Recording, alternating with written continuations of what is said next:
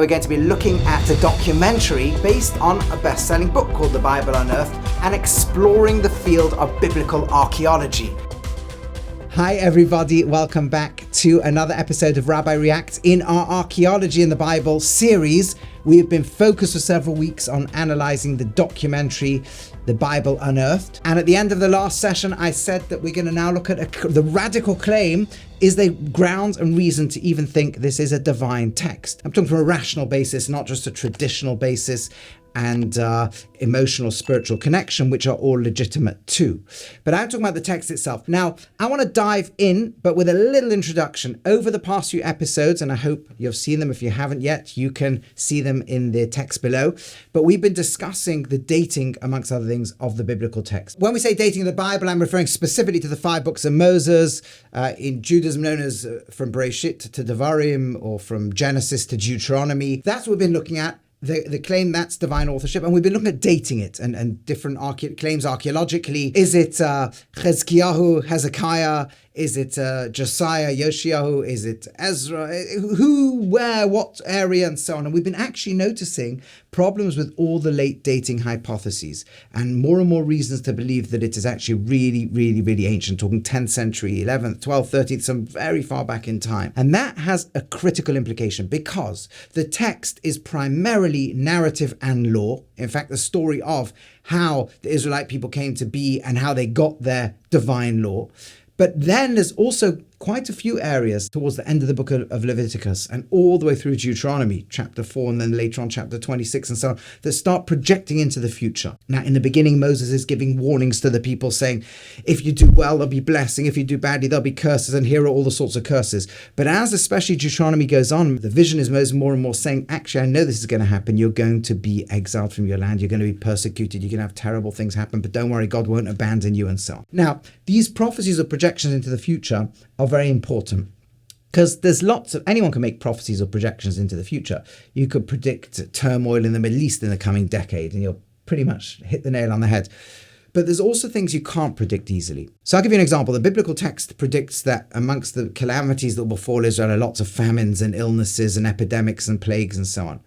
That is true, and we can see that it all came true, but it's not very big proof of divine authorship or human authorship, because any human can write that in. It's a sort of thing that happens to people every so often. Plagues hit, epidemics hit, famines hit. In a land like Israel in the ancient world, there could be plenty of years where the crop yields were smaller. And so that kind of stuff is easy to predict and doesn't really demonstrate very much. You could predict victory in wars and failures in wars. Those things happen to all sorts of nations too. So those kind of things, you're always going to have motivational speech. We're going to win the next war. Oh, what an amazing prophecy, it came true. That stuff is not really impressive. But when the biblical text starts talking about exile, now exile really is an issue because the vast majority of nations have never been exiled from their homeland. They get conquered and assimilated into the dominant culture. They get persecuted or just absorbed, and their culture ends, their language ends, their religion ends, and they become absorbed in the dominant one. And that's how most nations come to an end. Very few exiled nations in history, or relatively few nations in history, get exiled. But pretty much every nation that does get exiled ends. The Assyrians did a lot of exiling, and the peoples they exiled pretty much finish off as nations once they're moved out of the land, end up somewhere else. Their land, their language, their culture, it all starts to disappear.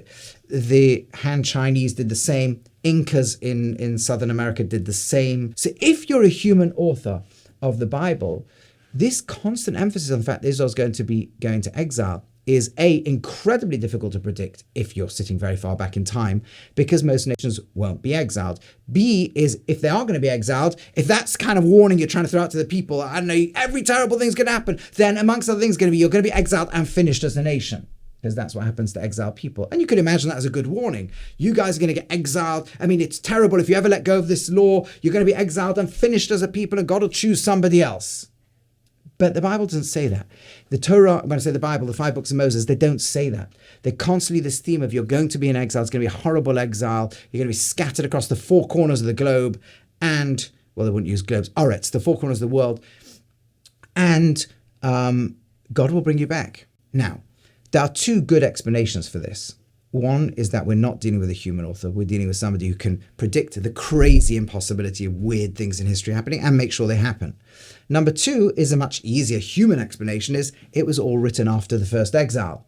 You see, they'd already gone into exile. Okay, that maybe not scattered four corners, but they'd been exiled, there'd been some persecution, and they come back to the land. So the author of the end of Leviticus, the author of large chunks of Deuteronomy, is post-exilic, or some post-exilic editor sat there and added all these pieces in.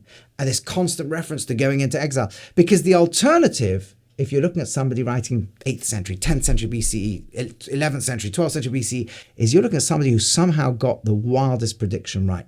Now, before we get into this, could it be post-exilic? Let me just tell you how right they got it. It's not like Israel a bit got exiled.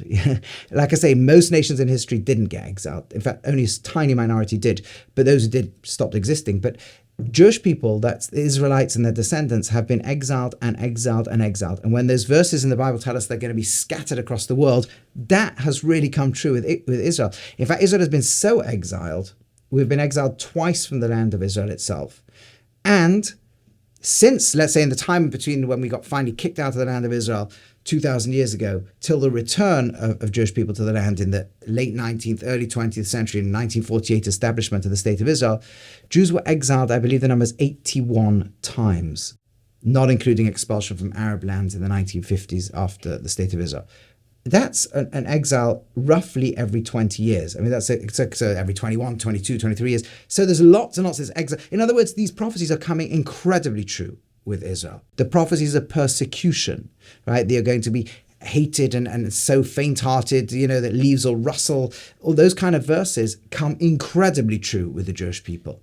Even when the verse in the Torah says you'll be lemashal or leshnina, which means you'll basically become the analogy and the vocabulary that's used for hatred, it comes incredibly true, right? That the vocabulary, the dictionary of hatred is full of words that started with the persecution of this tiny little group of people, the Jews, whether it's the word pogrom, or whether it's the word ghetto or genocide, all these things, the words that were originally used about persecution of the Jew that have been universalized to all of hatred. So these prophecies in this book are just incredibly true. The idea that you're going to be small in number. One example of this is Deuteronomy chapter 4. Let's just take, for example, around verse 27. So it says that Hashem will scatter you amongst all the peoples. You'll be left few in number where the nations where God will lead you, right? And there you'll assimilate into their gods and so on, and before you seek God and come back. So, a very, very strong, another strong example is in Deuteronomy chapter 28, where they have a lot of stuff. And there we talk about the fact that once you're exiled amongst those nations, right? Let's take verse 65, for example, right? You won't be tranquil. There'll be no rest for the sole of your foot. Hashem will give you trembling heart and longing of eyes and suffering of your soul. Your life will hang in the balance. You'll be frightened night and day. You'll not be sure of your livelihood. In the morning you'll say, if only it could be the night. In the night you'll say, if only it could be the morning. This is the type of scenario you'll have. And there's so many verses describing this type of thing. So let's take a look at all of this and just see how true it is. And the fact, for example, as I quote Vinishatim, same spot, you'll be tiny in number, whereas you should have been as big as the stars of the heavens. Now, when we go into exile in the Second Temple period, the Jewish people are not a small number. I mean, exactly what the number is, historians debate, but we're talking millions of people.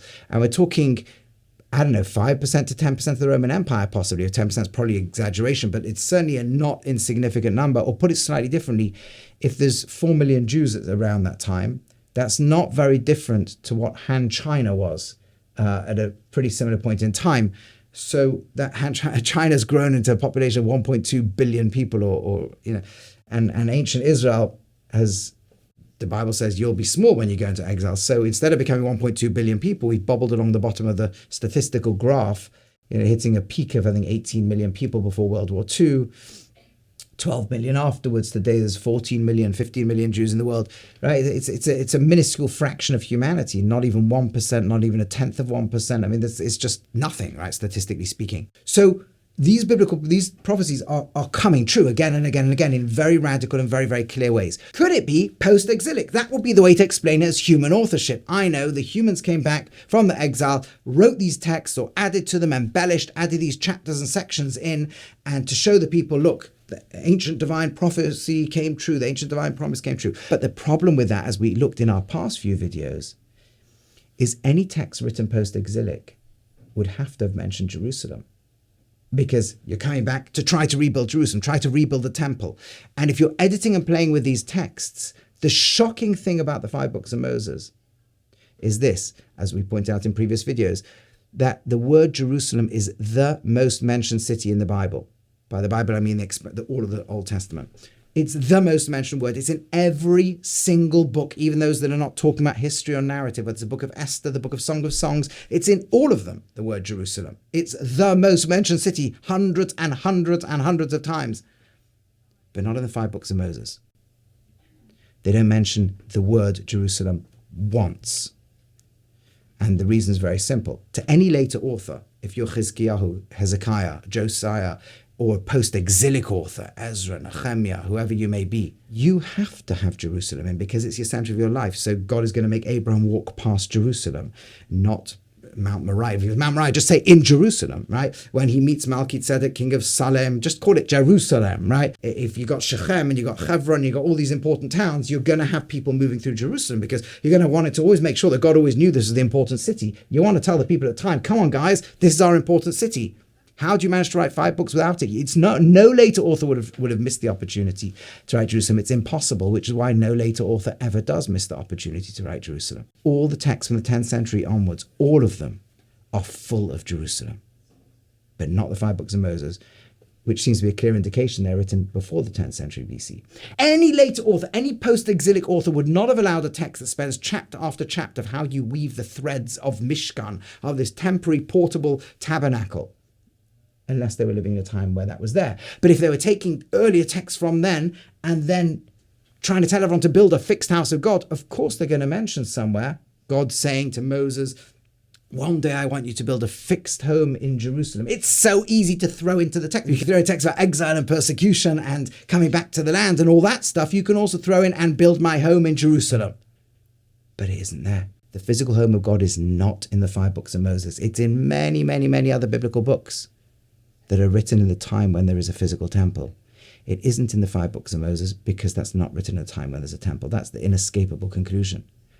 It's not in a time when there has to even be a temple, where Jerusalem even had to be the capital of the Jewish people, and so on. The 5 books of Moses from beginning to end are talking about 12 tribes. There's no hint that only the Judeans are going to survive. Any later author would have wanted to put that in and explain. He wanted Moses in his last blessings not to talk to all 12 tribes, but to call Judah in and say, you're going to be the guarantor of the nation, and you're going to be its great rulers, and you're going to be... They're Judeans, right? They're having Judean monarchy. They're only tribe of Judah. Not a hint in the Torah that's going to be the case. And as I pointed out to you as well, the work of Benjamin Noonan in Loanwords, where you could tell the architecture, the moment in history of the Hebrew language, by which words have been assimilated by which cultures. But if it was post-exilic, you would definitely expect Aramaic words and Persian words and words that have come from the Babylonian exile or Persia to come back with them. And there aren't any in the Torah. There are in the later biblical works, but this is not a post-exilic work. This is from beginning to end. And then we went through detail after detail of stories that the author seems to know that cohere with much, much earlier times. You can see earlier videos for all that type of evidence. And we looked at arguments that maybe was written later and claimed archaeological evidence for later authorship and explained why they don't seem to be correct. Again and again, everything's pointing to very, very, very ancient to very early authorship. But if it isn't late authorship, then its author knows about this remarkable history of its people, that they're going to be exiled like no other nation, hated and persecuted like crazy, shrunk in number when they're in exile, and yet, as the author seems to insist, not just in the book of the 5 books of Moses, but in other biblical books, have an incredible impact on the world. So whether it's Abraham being told, it's that through you will be blessed all the nations of the world, all the way through to whether it's Isaiah saying, you'll be a light unto the nations. And history, you'd think, if you're going to have this nation that's scattered and persecuted and hated and tiny in number, they're going to have a big impact or small impact. You'd expect almost no impact. The author of the biblical text thinks there's going to be a pretty big impact. And history says there has been a huge impact. Given birth to religions that have dominated the world, given birth to a whole new set of ideas and ideologies that have changed the world. Whether it was the insistence on a right to life in a time where Greeks and Romans and all civilizations thought population control can be done partly through killing children, for example, infanticide. And ideas that spread to the world through Christianity or through Islam that no, you can't kill children to have population control. Ideas that you have to measure a society by how it cares for its weakest, which the 5 books of Moses and all the biblical books are full of, that eventually transformed the world. That were not the way ancients pre-biblical and even post-biblical and European societies thought until the ideas spread. And idea after idea, whether it's the education of every child, which is a biblical idea, whether it's that peace is an ideal and great warriorship and heroism and conquest is not an ideal. Alexander the Great being called great is an anti-biblical concept, or the Bible is against that. It wants, that there'll be no nation lifting up sword against nation, etc. These ideas that transformed the world. So you've got a nation that's persecuted, exiled, scattered, tiny in number, but going to be a light and giving light to the world. That sort of thing doesn't look like a human author. And that the author insists that whenever you go into exile and persecuted, but I won't abandon you, says God. I'm going to bring you back from your exile, back to the land. Stuff that we're seeing in our own time. That an ancient human author got that right in the 10th century BCE? Or does that start to look like, oh my goodness, this is being written by an author who knows the craziness of Jewish history, who knows that when the Jews mess up, they're going to be thrown into exile and have all this kind of stuff go on with them. And yet they're going to impact the world and come back to their land. And that all of that is written and predicted from the 10th century BC or any other time you pretty much want in the ancient world. That looks like a serious case for divine authorship of this text. And perhaps even stronger when both in Leviticus and Deuteronomy very clearly the verses tell us that when you're out of the land's yield and agricultural productivity will drop, which it did throughout history. The land was not able to support large populations of people. And yet when you come back to the land, it will suddenly become fruitful, and suddenly you'll be able to be more prosperous and numerous than your ancestors. And of course, in Isaiah, I have this vision of trees coming up everywhere. And you take a look, I often show my children photos, pictures even under the British Mandate of the land in the early 20th century, when you can look at what's today the Jerusalem-Tel Aviv highway and see a desert. And today you drive on the same route and it's become this incredible fruitful land, able to support massive population, millions and millions of Jews and Palestinians and in this land. Right, exactly as the Bible says, that when you come back to the land, trees will be there all over the place and forest yield and agricultural yield. And you start to think, this is a human getting this right thousands of years ago? Or are we looking at an author who knows history, can make history happen? The author of the Bible seems to claim for itself, which is the divine author. And this book that has impacted the world more than any other, this book that is believed in to be divine more than any other, might in fact be a divine book. That's clearly a radical idea in that it's unpopular in today's world. But unpopular ideas can nevertheless be true ideas. At the very least, I hope this series and this video has given something to think about. And for those who are adherents to faith or thinking deeply about the Torah as a source of wisdom for them, something to really give pause to think maybe there really is something so special and divine in the way we live when we try to live up to its values. If you got this far, then hopefully you've not only seen this series, but also there's lots of other videos on lots of other topics of Jewish interest as well. For those who want to go a little bit deeper into them or explore further, check out our Maven courses. Not just courses from myself, but also lots of other educators from around the world in all sorts of topics of Jewish interest. Looking forward to seeing you in any one of these videos or in those courses or wherever you choose to engage. Hi everyone, thanks so much for watching. If you enjoyed what you saw, please click on the like and subscribe and hit the notification button below. Thanks so much.